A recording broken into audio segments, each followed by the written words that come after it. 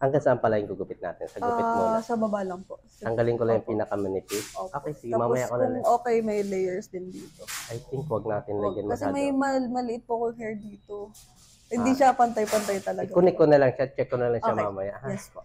Tapos dun sa kulay, parang milky blonde yung gusto mo. Okay. May touch up lang siya ng parang may pagka-ash. Yes. Gawin ko sa atin lang. Bagay ko lang dun sa Yes ano mo, po. Ideally. kulat ng buhok mo. Kasi magpa-pattern pa po siya. So ideally na konting Maliliit streaks lang yung gagawin natin na para Yes, magka-dimension. Yes. Tapos, excuse me. Tapos tong natural mo, keep na natin to. Okay. Para mas lumabas yung light ng balayage, ha? Yes po. Okay, sige. Pa-prepare ko lang. Okay. Thank you. Ito na siya. Ito na yun, ano, Yes, we love it. We love it. transfer ng buhok mo. See? Oh. Sino ka dyan? Ganda. Kumusta? I love it. We Diba? love it.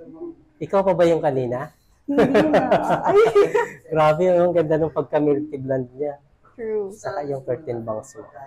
Tama-tama lang. Yung length din gusto ko na. Saka yung length, sakto lang na. Yes po, sakto. Thank you I so love much. it. Thank you.